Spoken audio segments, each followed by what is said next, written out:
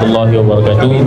Alhamdulillah kita di Ilham Books hari ini bersama dengan kita YB Senator Datuk Dr. Mujahid Yusof Rawa, Timbalan Presiden Parti Amanah Negara, yang akan membincangkan buku baru beliau, iaitu Seni Berpolitik Menimbang Adab di Relung Kuasa. Pertamanya, apa khabar Datuk? Ya, terima kasih. Sehat, Alhamdulillah. Ya, sehat, Alhamdulillah. Sehat, Alhamdulillah. Mungkin hari ini sesi kita akan ringkas saja sebab kita nak kenalkan kepada para penonton. Kita akan upload ke YouTube dan seumpamanya berkenaan dengan buku baru Datuk, iaitu Seni Berpolitik Menimbang Adab di Relung Kuasa. Pertamanya mungkin kita terus pergi kepada persoalan yang awal. Apa sebenarnya yang mendorong Datuk untuk menulis buku Seni Berpolitik Menimbang Adab di Relung Kuasa pada ketika ini? Okey, Assalamualaikum warahmatullahi taala wabarakatuh. Alhamdulillah. Wassalatu wassalamu ala Rasulillah wa ala alihi wa sahbihi wa man tabi'ahu wa wala.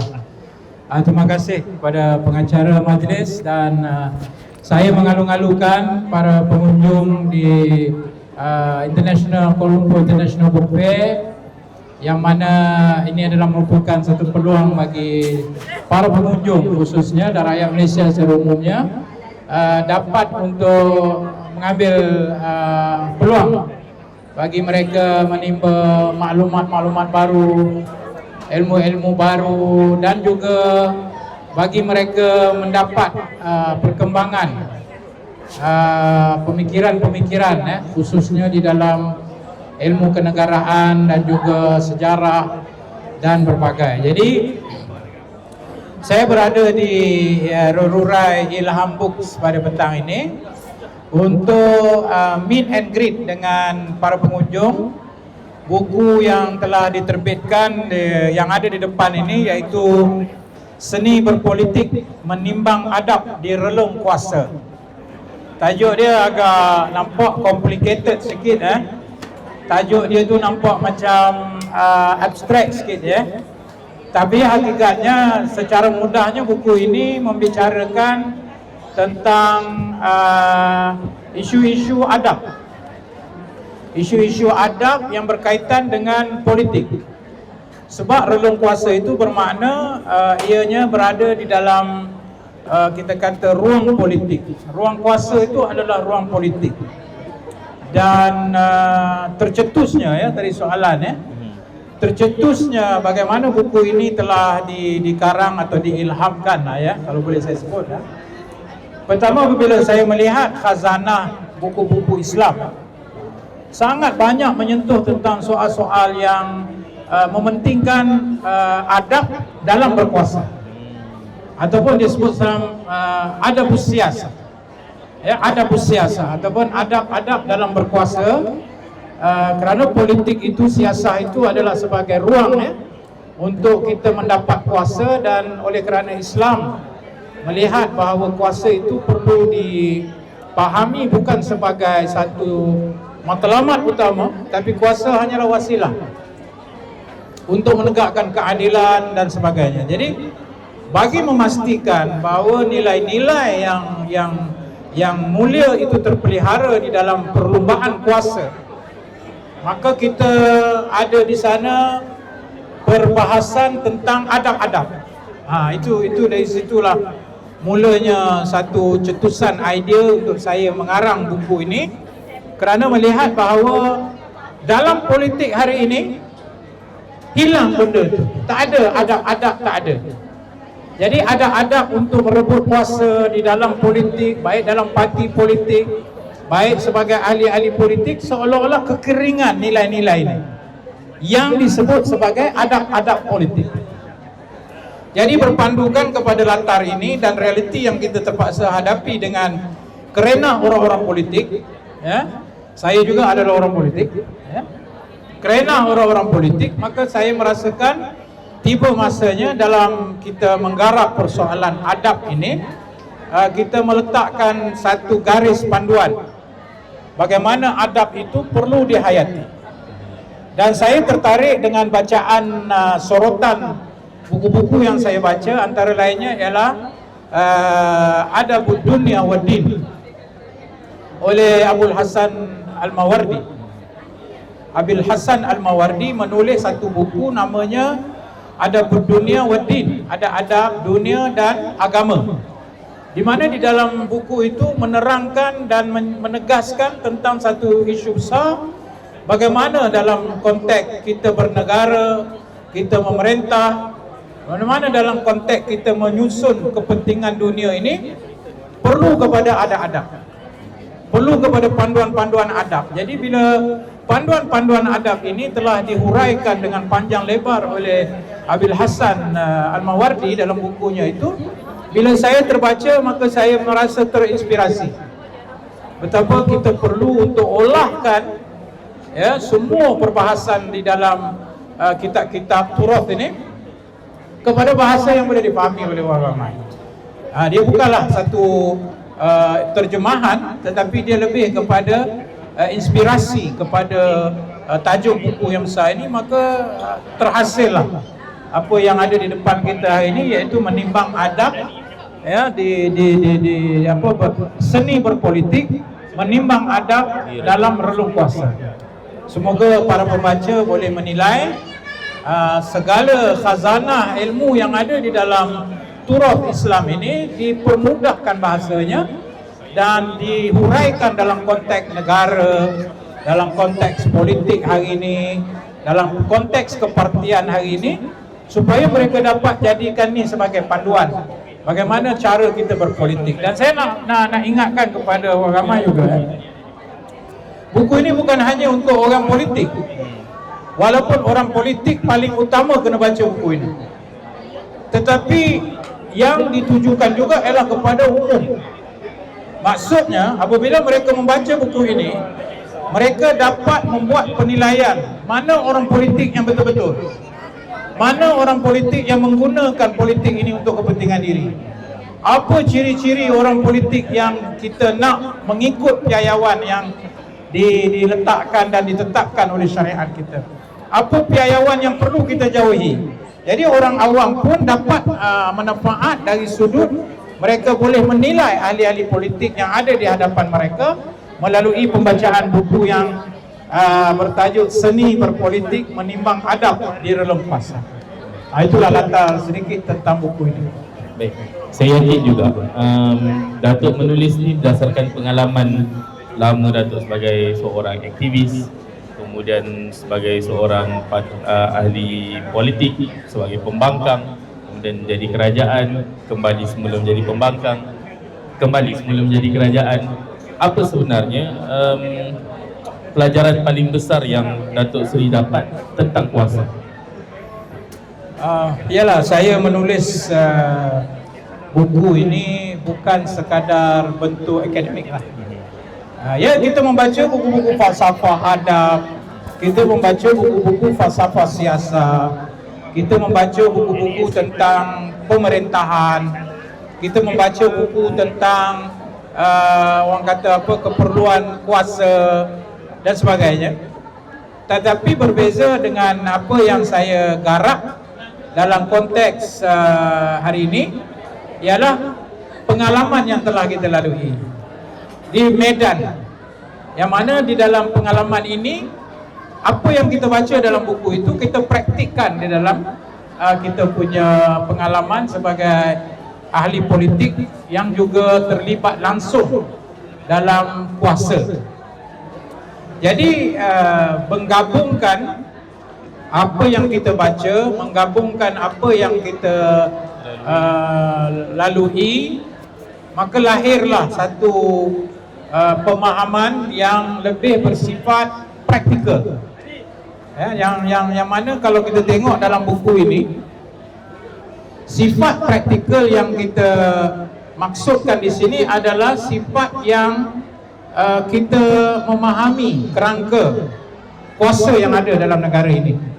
So tentu Mawardi kalau dia tulis, zaman dia konteks struktur kuasa itu berbeza. Tetapi hari ini konteks kuasa yang kita bercakap dalam medan siasat atau politik, dia punya infrastruktur dia juga berbeza. Kita adanya perlembagaan, kita adanya demokrasi, kita adanya cara untuk rakyat melantik dan mengangkat pemimpin, membentuk contohnya kabinet. Semua ini walaupun dia berbeza dari sudut bentuk dan rupanya, tetapi dalam konteks realiti, masalah adab itu tetap terpakai, ya? Dan sebab itulah apabila kita memahami maksud dalam buku ini dari sudut soalan yang diajukan, apakah ditulis ini dalam konteks sekadar ilmiah? Tidak. Ia adalah gabungan antara ilmiah dan juga praktikal. Apa yang telah dilalui, pengalaman kita sebagai aktivis, saya secara peribadi seorang ahli politik, menjadi ahli dalam sebuah parti politik. Yang kedua, memasuki pilihan raya untuk merebut kuasa dalam maksud siapa yang menang akan dilantik, contohnya di Dewan Legislatif Parlimen. Saya juga sebagai ahli politik diberikan sedikit pengalaman untuk menjadi menteri, contohnya. Saya sebagai ahli politik juga diberi pengalaman bagaimana dasar-dasar kerajaan dibuat, bagaimana polisi dibuat. Jadi gabungan dengan pengalaman itu dan juga bahan-bahan yang kita baca melahirkan persepsi saya, perspektif saya. Inilah adab-adab yang perlu kita pegang. Walaupun macam saya ulang balik, konteks berbeza yang ditulis oleh Abil Hassan dalam konteks struktur kuasa dan politiknya berbeza dengan kita hari ini, tapi dari segi prinsip adab-adabnya langsung tidak lagi. Sama saja dia punya keperluan, dan nanti mungkin kita boleh bincanglah apa adab-adab yang kita telah gariskan, ya, dalam konteks menjadi seorang ahli politik baik, menjadi seorang ahli politik baik, menjadi ahli parti baik, menjadi menteri baik, menjadi ahli parlimen baik. Semuanya kita garapkan dalam konteks apa prinsip-prinsip yang kita nak supaya mereka ini pegang, ikut, dan juga memastikan mereka tidak keluar daripada prinsip-prinsip ini. Dalam buku ini juga Datuk ada mengemukakan gagasan politik rahmah dan politik amarah dengan menggunakan akronim dan seumpamanya. Cuma mungkin secara asas, secara ringkas, sebab kalau kita bongkar semua kan orang tak beli buku. Pinpoint kenapa perbezaan di antara politik rahmah dan juga politik amarah. Seperti mana yang saya sebut pada awal tadi, bahawa apa yang kita cuba garapkan dalam buku ini adalah supaya orang faham, ya, konteks, realiti, pengalaman. Tapi akhirnya orang ramai, khususnya orang awam ni, mereka lebih berminat untuk memahaminya jika boleh diringkaskan dan disimpulkan daripada semua yang saya bahas dari awal. Apa makna adab, apakah adab-adab yang membangunkan negara, ada lebih kurang dalam 10 adab begitu, ya. Apa adab-adab yang meruntuhkan negara, lebih kurang pun ada 10 adab begitu. Dan sebelumnya saya membicarakan hakikatnya, adakah orang ramai faham dan orang politik faham tujuan siasat itu apa, tujuan politik itu untuk apa. So saya bahaskan di situ dengan panjang lebar, dengan memahami apa yang dimaksudkan dengan siasat. Yang siasat itu dikaitkan dengan siasat syariah ataupun politik Islam. Baik. Setelah saya garapkan semua perkara besar-besar itu, saya tahu pembaca dalam negara kita ini, mereka akhirnya bertanya, habis apa saya nak pegang? Itu selalu soalan yang orang macam saya ketika menulis buku-buku sebelumnya, maqasid syariah dalam perspektif madani dari segi perspektif maqasid syariah, buku yang saya tulis tentang 22 bulan pengalaman mentadbir membumikan rahmatan. Maka akhirnya mereka tanya, habis apa dia hujung dia? Ya? Orang kita ni kalau baca buku saya Husin Alatas, dia adalah sebut, orang kita ni dia nak ambil yang mudah-mudah aja, dia nak ambil yang cabang-cabang aja. Suruh lukis. Dia kalau boleh tunjuk kat dia benda yang dia nampak. Okeylah, tapi benda-benda berat macam adab politik ni bukan boleh lukis-lukis, kan? Dia mesti diterangkan falsafah dia. Dan itulah sebenarnya nilai ilmu. Nilai ilmu tu duduk di situ. Baik. Memahami keperluan apa yang saya maksudkan di kalangan pembaca ini, maka akhirnya saya kata di hujung tu saya rumuskan semua yang berat-berat saya tulis ni.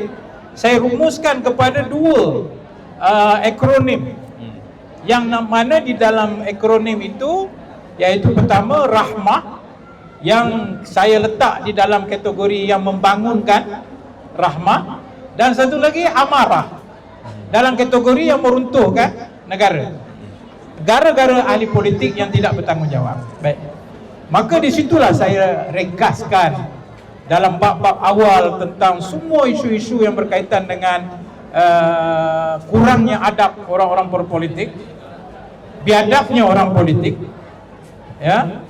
Maka saya merumuskanlah rahmah. Jadi apa yang kita nak daripada semua di atas ialah politik rahmah. Maka saya pun buatlah dia punya akronim itu. R mesti bermula dengan politik yang ramah, ya. A mestilah politik yang adil. H politik yang penuh hikmah.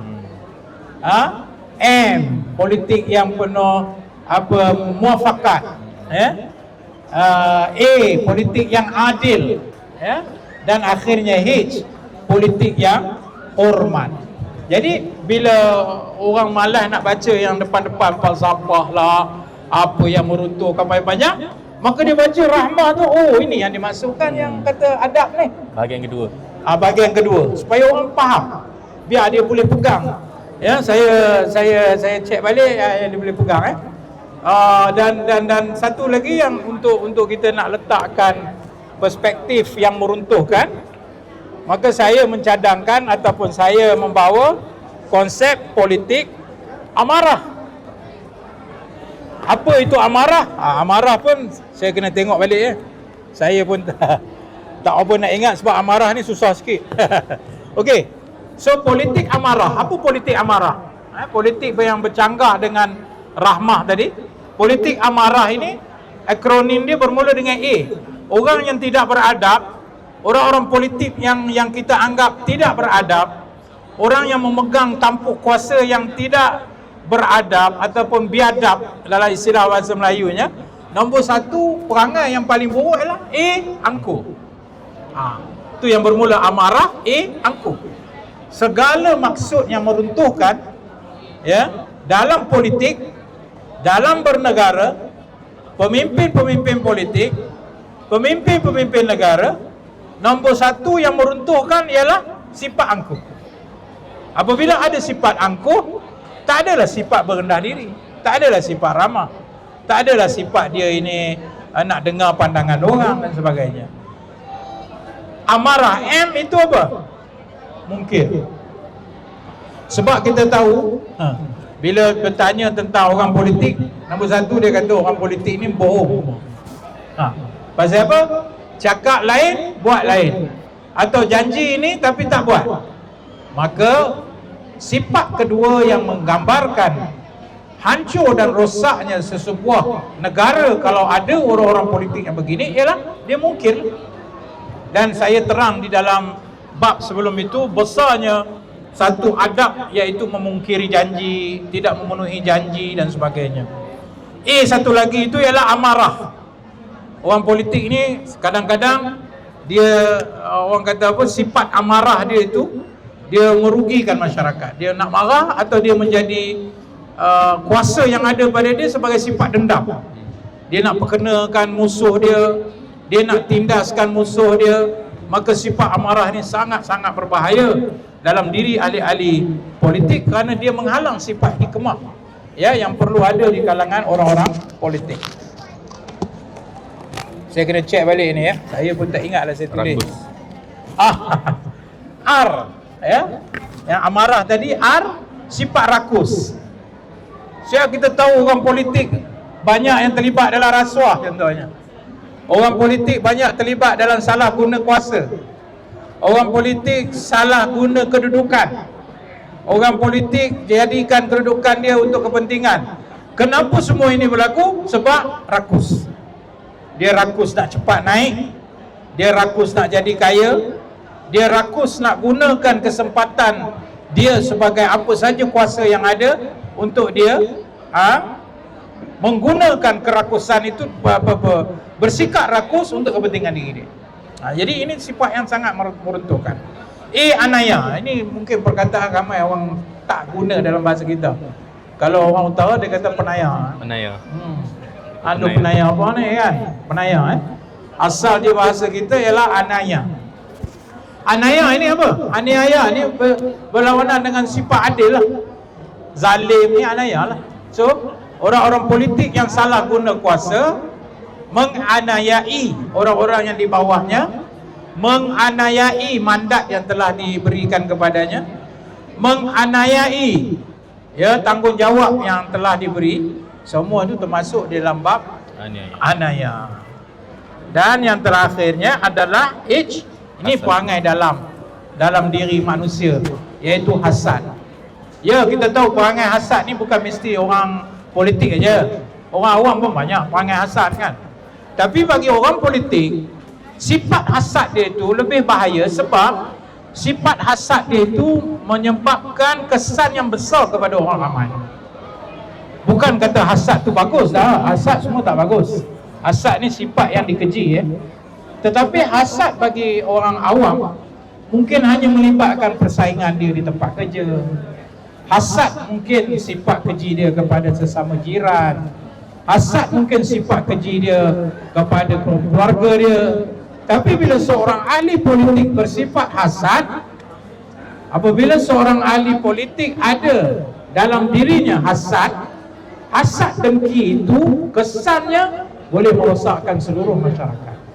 Jadi ini adalah antara rumusan daripada apa yang saya sebut dalam bab 1 tentang apa yang dikatakan sebagai adab, tentang apa yang dikatakan sebagai yang membina negara, tentang apa yang saya katakan tentang menghancurkan negara. Maka dirumuskan di hujung itu dengan satu ringkasan daripada akronim rahmah, yang amarah adalah satu-satu adab atau nilai yang bercanggah terus dengan nilai-nilai rahmah itu. Ni Datuk dah bagi banyak poin ni. Kalau orang tak faham lagi apa yang dimaksudkan dengan seni berpolitik menimbang adab di relung kuasa, tak boleh nak membezakan budaya politik rahmah dan amarah. Kita kena beli buku ini untuk kita faham dengan lebih lanjut. Baik, terlanjur bila kita sebutkan tentang politik rahmah dan politik amarah. Kalau kita lihat di media sosial kita pada hari ini, banyak kecaman, bertukar-tukar kejian dan seumpamanya. So, bagi Datuk sendiri, politik kita di Malaysia hari ini sedang menuju ke politik rahmah atau politik amarah? Okey. Ya, itu soalan yang menarik lah ya. Moderator tanya dengan saya apa pandangan saya berpandukan buku yang telah kita tuliskan, iaitu buku ini, Adab-adab berpolitik ini. Adakah negara kita hari ini menuju kepada politik rahmah ke atau amarah? Inilah cabarannya. Inilah cabaran besarnya. Politik rahmah adalah yang terbaik. Cuma dalam buku ini juga saya ada sentuh sebenarnya satu bab idealism. Saya sentuh satu bab yang dinamakan idealism. Sebab bila kita bicara soal adab, ianya soal idealism. Dia bukan soal benda-benda biasa. Ya, macam mana idealnya dalam kepala kita untuk melihat, aku ni idamkanlah ahli politik yang begini. Very ideal punya state. Tapi bila dia tengok di peringkat bawah, apa yang berlaku di kalangan ahli politik, dia kecewa. Sebab tak ada apa yang dia expect, yang dia jangkakan dalam dia punya pemikiran. Kerana apa yang dijangkakan itu ialah terlalu ideal. Baik. Oleh kerana kita perlu bersikap praktikal, saya memberi pandangan bahawa kita tidak boleh nak terus dapat politik ramah itu secara mudah. Oleh kerana itu, saya meletakkan satu zon antara idealism dengan practicality ini, dengan apa yang disebut sebagai apa yang boleh dilaksanakan.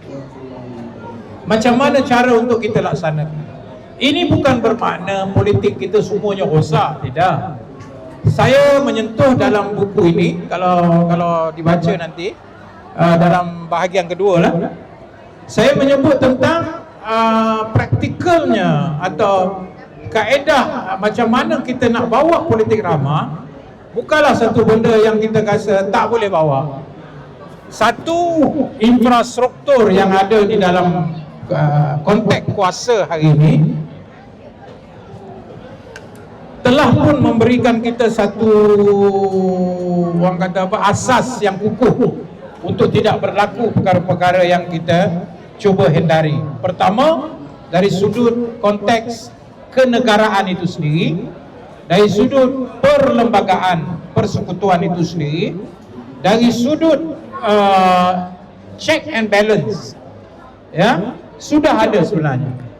Adanya eksekutif, adanya legislatif, adanya judiciary, semua itu adalah satu doktrin pemerintahan di Malaysia yang terpakai dalam semua kita kata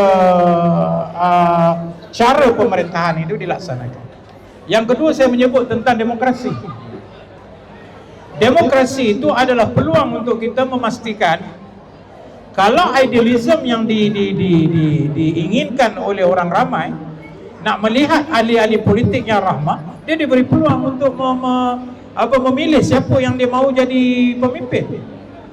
Berbeza dengan negara yang mengamalkan autokratik, tak ada demokrasi, atau demokrasi dia dipanggil kuasi demokrasi, separa sahaja, atau kuasi demokrasi yang lambang-lambang saja. Dia tak ada kuasa untuk mengubah keadaan. Tapi dalam negara kita, demokrasi masih berfungsi, demokrasi masih berperanan, dan dia boleh mengubah siapa yang dia nak dalam konteks siapa yang dia mahu, parti mana yang dia nak, pemimpin apa yang dia nak. Akhirnya mereka inilah yang akan mengisi ruang-ruang kuasa. So infra itu dah ada, bukanlah kata kosong kita nak buat baru pun tak ada.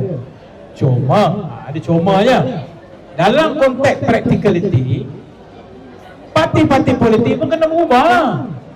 Tak bolehlah parti-parti politik bawa perangai. Antara besar yang saya sentuh dalam buku ini panjang lebar ialah politik perkauman sempit.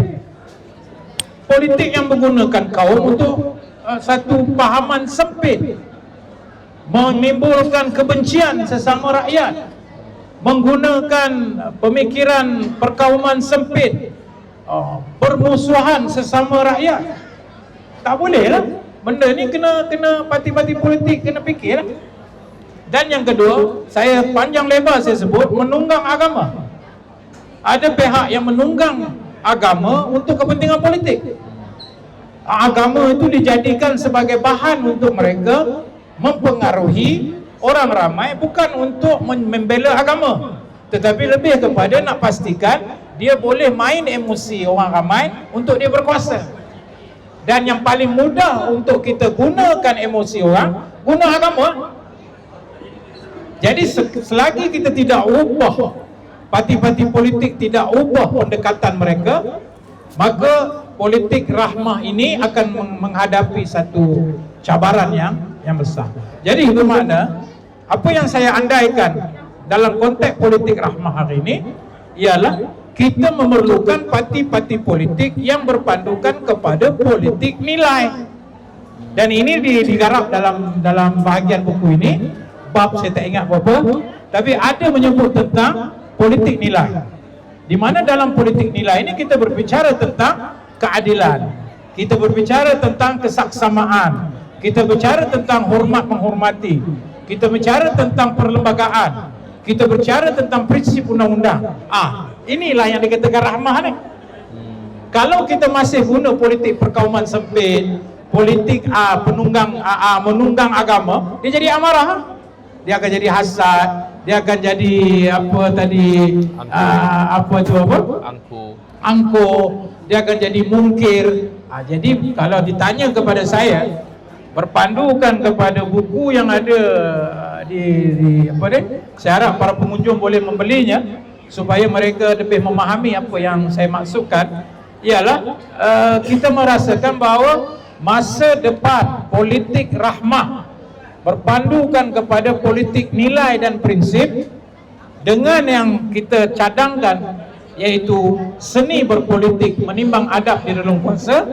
Maka saya yakin apa yang kekurangan yang ada hari ini ataupun apa yang dilihat politik amarah yang lebih lebih nampak, rahmah, saya yakin akan ada peluang di mana rakyat boleh membuat penilaian manakah parti yang memperjuangkan rahmah ini, manakah parti yang benar-benar meletakkan prinsip-prinsip keadilan sebagai dia punya tata cara, prinsip perjuangan. Dan kalau dia berkuasa, dia akan pastikan nilai-nilai ini terlaksana dalam konteks struktur kuasa dan dalam konteks hubungan dengan rakyat.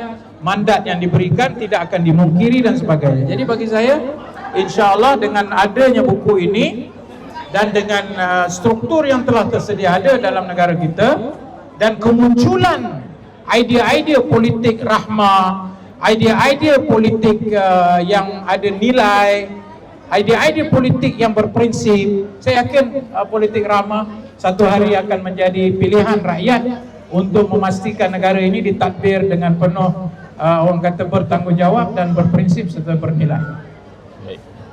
Mungkin soalan ni soalan nakal sikit. Saya nak tanya kat Datuk. Kalau Datuk Seri diberi peluang untuk mengubah satu budaya dalam politik Malaysia hari ini, apa perkara pertama yang Datuk Seri nak ubah? Susah juga nak jawab tu. Sebab tu nakal sikit. Iyalah benarlah Samin, saya sebut dalam buku ini kepada mana-mana ahli politik, dengar yang mana ada yang muncul ni, siapa yang nak lantik orang politik, yang nak jadi ketua, nak jadi apa ni, dengar baik-baik ya. Sebenarnya pilihan itu duduk di dalam rakyat. Selagi rakyat tidak celik politik, selagi rakyat tidak celik siapa yang perlu dia pilih untuk memimpin dia, selagi rakyat dibelenggu, minda, dibelenggu dan dijajah oleh orang-orang politik dengan isu-isu perkauman sempit, dengan isu-isu menunggang agama, selagi itulah orang-orang politik yang jahat ni berleluasa. Jadi kalau tanya kepada saya, apa yang saya nak buat ya, dalam melihat macam mana politik boleh jadi lebih baik, kena ubah minda rakyat dulu. Orang politik jadi jahat sebab ada permintaan di bawah tu. Contoh, bila datang pilihan raya, siapa bagi banyak aku undi. This is not good. Macam mana politik ramah nak muncul? Kalau saya tak ada duit, matilah saya. Sedangkan saya ada idea. Itu satu. Rakyat ni pula, dia tengok siapa yang dia boleh ambil kesempatan diri dia, projek dan sebagainya. Tu masalahnya sekarang ni, orang politik hanya dijadikan sebagai alat untuk kepentingan pihak-pihak tertentu. Lalu dia bercakap depan rakyat, oh kita nak buat ini, kita nak buat ini, tapi yang duduk belakang dia tu siapa? Pencatur yang disebut sebagai oligarki politik. Oligarki politik inilah orang-orang yang berkuasa, yang menentukan aku nak ni, aku nak ini, aku nak ini. Akhirnya masa depan negara bukan berada di tangan rakyat, masa depan negara berada di tangan oligarki politik. Jadi kalau tanya kepada saya, buku ini bertujuan untuk memberi kesedaran kepada rakyat. Inilah orang-orang yang kamu kena lantik. Politik rahmah inilah yang orang-orang yang kamu kena pilih. Jalan masa depan negara yang membina inilah yang kamu kena pilih. Bukan mereka yang menggunakan kaum, menggunakan agama, menimbulkan kebencian, menimbulkan permusuhan. Lepas tu depan orang ramai dia cakap, oh kami bela agama, kami bela kaum. Apa dia ni? Kalau tanya saya lah, yang tu kena ubah dulu. Kalau ubah yang tu, dan yang paling penting bagi saya, parti-parti politik perlu berubah. Jangan jadi parti-parti politik dan esok kamu akan dihumbat. Kalau kamu masih menggunakan perkauman, masih menggunakan agama sempit, masih menimbulkan sentimen kebencian, kamu akan jadi dinosaur. Hanya parti-parti politik yang berprinsip, memperjuangkan nilai-nilai rahmah tadi, menghormati mandat rakyat, memenuhi hasrat untuk kestabilan negara. Inilah yang kita nak. Inilah yang kita perlu dilantik dan bagi peluang kepada dia, supaya rakyat akan dapat manfaat terbesar apabila adanya pemerintah terdiri daripada orang-orang politik yang rahmah, bukan orang-orang politik yang amarah. Nak tahu lebih, kena baca lah buku ni. Tak boleh lah semua saya nak cerita, orang tak nak beli lah buku ni kan. Itu dia. Okay, baik. Mungkin sebelum kita menutup sesi kita pada hari ini, sebab ramai dalam kalangan kita ni remaja-remaja yang baru. Kita remaja-remaja yang lama ni mungkin dah biasa dengan Datuk seumpamanya. Ada remaja lama Remaja lama. So mungkin pesan ataupun nasihat Datuk Seri kepada generasi muda yang nak terlibat dengan politik tapi rasa fed up, rasa sinis, kecewa dengan keadaan politik semasa ni, apa yang perlu dilakukan? Kepada remaja-remaja di luar sana yang saya amat memahami kenapa mereka kecewa dengan orang-orang politik. Kepada remaja, pemuda, para pengundi yang 18 tahun, saya faham kenapa mereka ini mudah untuk dijadikan sebagai bahan untuk emosi, sentimen dan kemarahan. Kepada pengundi-pengundi muda, anak-anak muda, remaja yang mungkin kecewa dengan orang-orang politik yang rasuah, dengan orang-orang politik yang cakap tak serupa bikin, dengan orang-orang politik yang menggunakan kedudukan dia untuk kepentingan diri, kelompok dan sebagainya.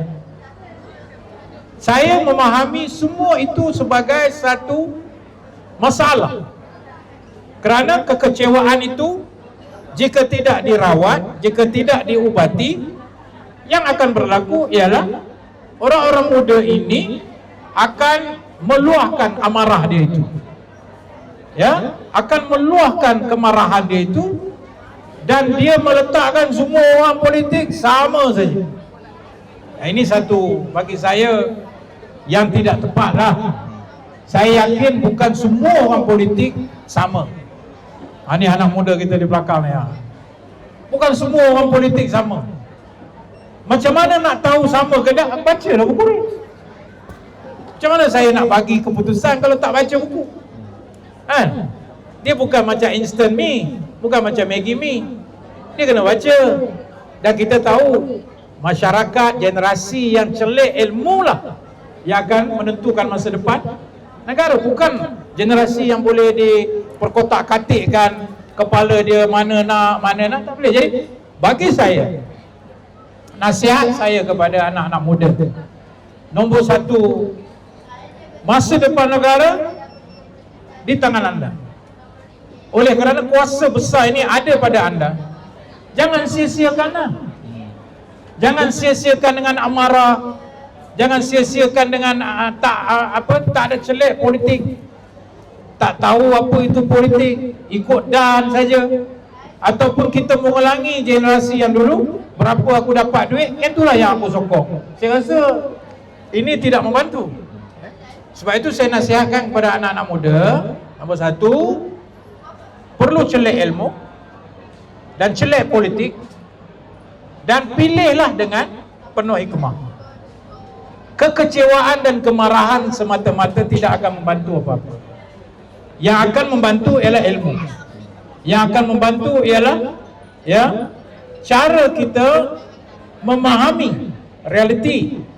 Dan lebih penting ialah gunakan kuasa yang ada ini bukan untuk kepentingan marah diri, tetapi untuk kepentingan yang lebih besar. Dan hari ini Masya Allah, maklumat kita tentang pemimpin di ujung jari kita. Tak kenal Dr. Mujahid siapa? Tengoklah TikTok dia. Tak kenal Dr. Mujahid siapa? Tengoklah kalau dia ada X, tengoklah X. Tak kenal Dr. Mujahid siapa? Tengoklah Facebook dia. Maka buatlah penilaian apa dia buat. Jangan buat penilaian daripada fitnah orang. Orang muda ni bila dia malas untuk buat satu penilaian yang adil, dia akan ambil mana yang disuka dengan fitnah, sentimen, emosi. Itu yang dia ambil bahan dia, lalu dia luahkan amarah dia itu dalam peti undi yang akhirnya tak ada apa faedah. Dan saya bagi ingatan juga kepada parti-parti politik, anda jangan salah guna anak-anak muda ini hanya untuk memenuhi kepentingan politik anda, seperti menimbulkan sentimen, emosi, kemarahan, fitnah. Orang muda dia cepat akan terkesan. Jadi sebab itu saya menyatakan bahawa buku ini hanyalah satu, orang kata apa, satu panduan atau boleh saya ibaratkan sebagai satu debu dalam apa kita kata lautan. Tanah lautan yang besar, dia satu debu aja. Jadi kerja kita banyak lagi, tapi ia semuanya bermula dengan ilmu. Dan buku ini kalau boleh dijadikan sumbangan, alhamdulillah, anak-anak muda boleh baca, dia tahu, oh ini yang aku nak cari, jalan ini yang aku nak, dan dia akan memastikan di depan dia ni, pemimpin dia ini adalah yang berpandu kepada ada rahmah dan bukan amarah. Dan kalau dia sendiri berminat untuk jadi ahli politik, silakan. Tidak ada masalah. Anak-anak muda juga boleh memimpin negara ini. Baik, terima kasih banyak kepada YB Senator Datuk Dr. Mujahid Yusof Power atas perkongsian pada petang ini. Kalau ada soalan ke dia nak tanya? Kalau ada soalan kita buka sekiranya ada. Rosen nak tanya apa, Rosen? Bila raya. Itu lagi nakal. Apakah beza? Bagi dia. Okey. Assalamualaikum warahmatullahi wabarakatuh. Mujahid Yusof Power. Kena pegang atas sikit. Jadi boleh dengar. okey, apakah mungkin suasana yang berbeza, suasana politik yang berbeza sekali ini jelang PRU ke-16, di mana yang pada pandangan bagi Dr. Sri Dr. Mujahid ingin menekankan terutamanya pada golongan generasi Z. Gen Z. Terima kasih saudara Rosen, sahabat lama saya ya, yang setia dari dulu membaca buku-buku saya. Sebab itu hari ini dia datang nak tengok buku saya yang terkini. Terima kasih kerana mengikuti pemikiran politik baru ini. Baik, soalan yang baik ya. Kalau kata pilihan raya, tadi mula-mula dia tanya bila pilihan raya. Itu kena tanya PM saya tak tahu. Itu kalau jumpa PM tanya bila pilihan raya. Saya bukan orang dia.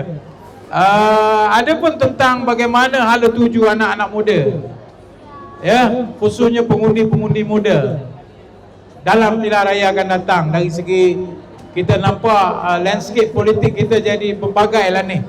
Yang terkini ada satu lagi parti politik baru bersama.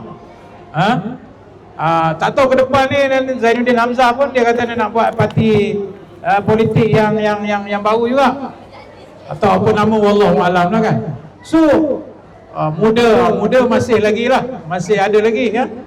Jadi kita campur-campur dengan PH-nya, dengan BN-nya, dengan bersamanya, dengan entah apa parti pula nanti lagi, dengan Perikatan Nasionalnya, dengan PAS-nya, dengan UMNO-nya, dengan PKR-nya, dengan Amanah-nya, dengan DAP. Pening kepala. Rakyat tengok mana aku nak pilih satu ni ya. Atau masing-masing macam biasalah, kami nak buat ini, kami nak buat. Tapi akhirnya saya nak nasihatkan anak-anak muda, janganlah memilih atas emosi. Itu saja. Pilihlah di atas yang objektif. Kemana nak bawa itu? Kita kena bagi praktikal. Parti yang baru yang tidak ada satu pakatan politik yang kuat. Mungkin orang suka dia tapi dia tidak ada pakatan yang kuat ya? Satu parti politik bercakap pasal Islam, tapi kita tengok adabnya tidak mengikut cara-cara Islam. Yang satu parti politik pula mungkin ada masalah dalaman dia, maka macam mana dia nak selesai masalah kalau dia ada masalah dalaman? Jadi bagi saya, ambillah perkiraan itu secara wajar, bukan secara emosi. Kalau ambil secara emosi, kita akan memburukkan lagi ya masa depan negara ini dari sudut macam mana kita nak membentuk hala tuju landscape politik. Dan ini nasihat saya, seperti sahabat saya bertanya tentang soalan bagaimana anak-anak muda membuat pilihan dalam rencam berbagai parti politik yang ada di depan kita. Yang hari ini kita ada gagasan dalam konteks politik persepakatan macam PH, terdiri daripada Amanah, PKR, DAP. Adanya PN, terdiri daripada UMNO, daripada Barisan Nasional, adanya MCA dan MSC. Kita ada Perikatan Nasional, adanya Bersatu, adanya PAS, lepas tu Bersatu berpecah, lahir pula satu parti baru. Kemudian PKR, ada masalah dalaman, lahir pula parti bersama. Maka perpecahan-perpecahan ini, satu asas yang kita kena pilih ialah biarlah parti yang kita nak pilih gagasan dia itu hukum. Kerana ini akan membantu untuk memastikan kestabilan. Dan kalau kita mengambil pendekatan sekadar emosi, nak marah atau terpercaya kepada fitnah yang dimain-mainkan dalam naratif politik, akhirnya kita akan end up berakhir dengan parti atau gabungan yang lemah dan yang tidak dapat perform dan yang tidak dapat menyampaikan apa yang rakyat perlukan. So bagi saya yakin bahawa pilihan ini tidak mudah. Sukar, biar benar, Present, bukan satu yang mudah, tapi still mereka terpaksa buat pilihan yang sukar ini. Terima kasih atas soalan. Baik, ada soalan lagi ingin ditanyakan? Sila. Ya, anak muda kita. Assalamualaikum. Assalamualaikum. Sebagai anak muda yang biasanya baru nak merangkak untuk ambil tengah politik, saya rasa kemungkinan kebanyakan mereka akan baca berita news, macam tadi Facebook, Twitter semua kan.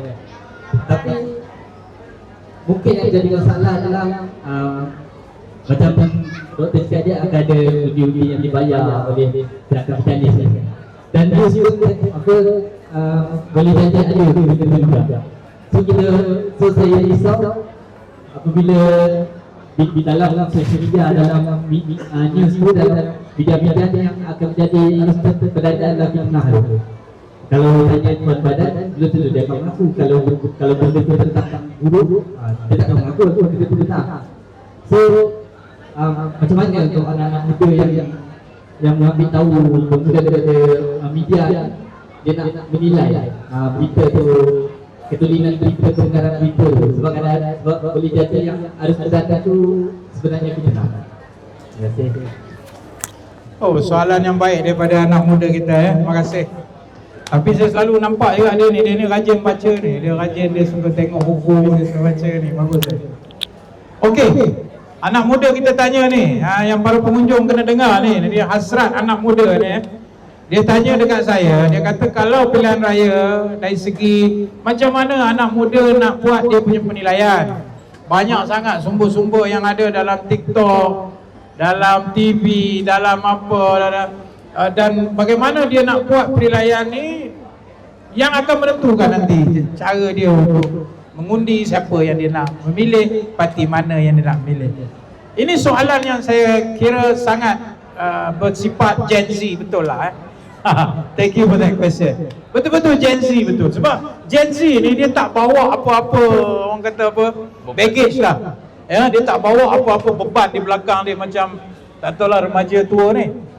Dia ada remaja tua dan remaja muda lah. Remaja lama. Remaja lama, saya dapat satu istilah baru gini. Macam saya ni orang tua lah kan.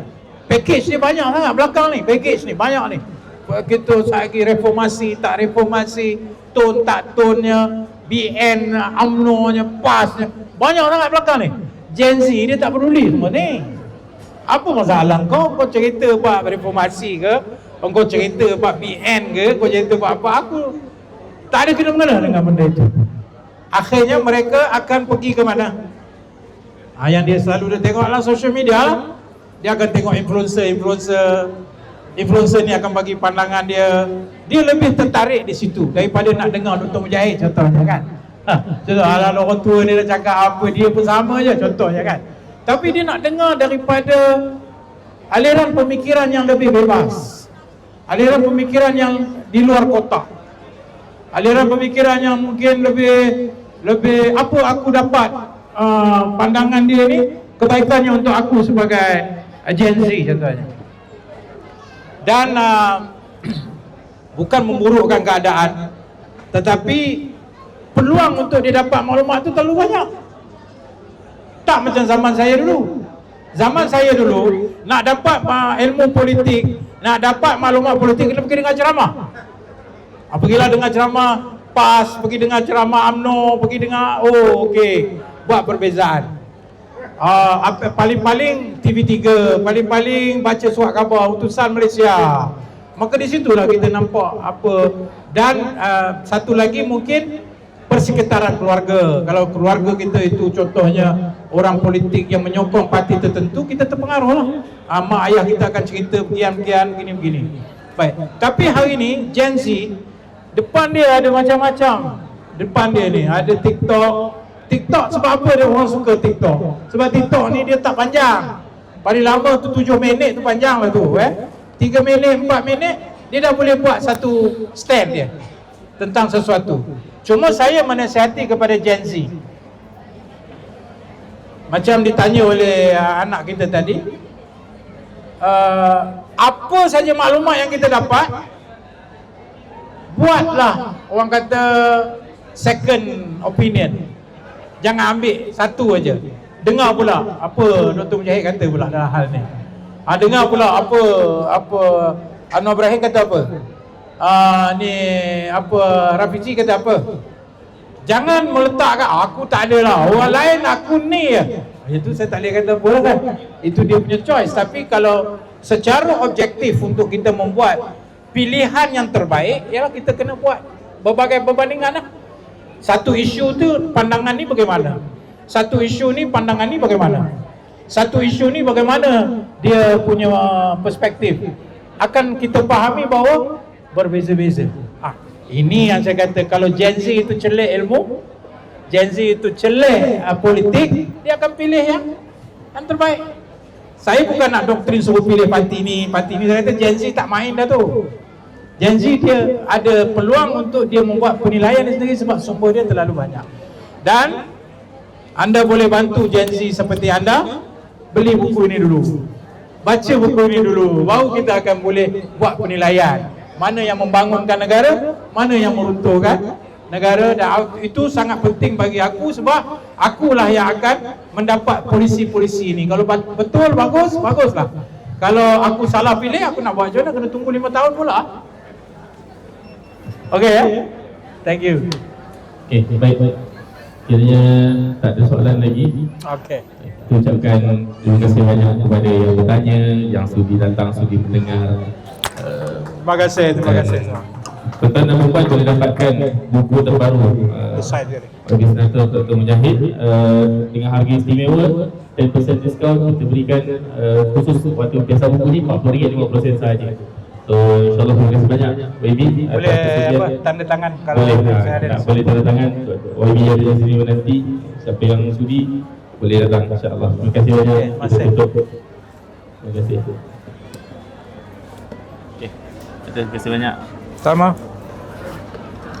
Ini bawah. Rosen orang pertama. Pak Rosen.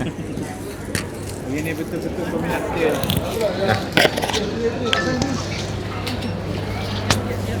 Off tekan mana? Dah. Tekan belum?